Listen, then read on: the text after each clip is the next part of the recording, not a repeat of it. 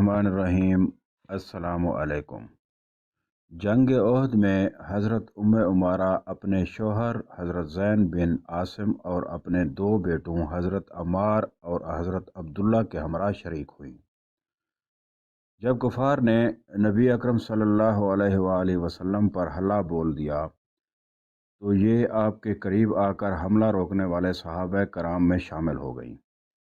ابن کمیہ ملعون نے نبی اکرم صلی اللہ علیہ وآلہ وسلم پر تلوار کا وار کرنا چاہا تو حضرت عمارہ نے اپنے کاندھے پر روکا، جس سے بہت گہرا زخم آیا۔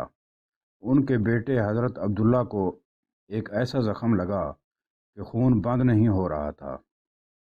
حضرت عمارہ نے اپنا کپڑا پھاڑ کر زخم کو باندھا اور کہا، بیٹا اٹھو اور اپنے نبی صلی اللہ علیہ وسلم کی حفاظت کرو۔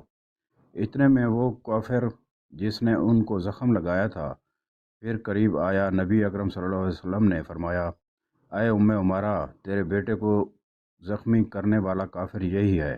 عمارہ نے جھپٹ کر اس کافر کی ٹانگ پر تلوار کا ایسا وار کیا کہ وہ گر پڑا اور وہ چل نہ سکا اور سر کے بل گھسیٹتے ہوئے بھاگا۔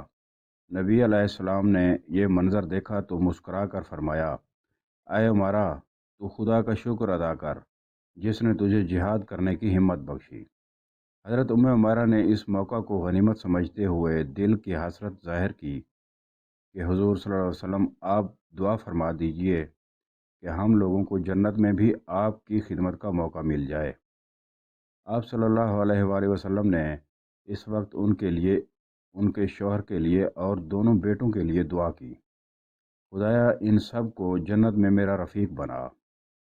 ناظرین، اگر آپ چاہتے ہیں کہ ایسی دلچسپ کہانیاں آپ تک پہنچتی رہیں تو سبسکرائب ضرور کر دیا کریں۔ شکریہ۔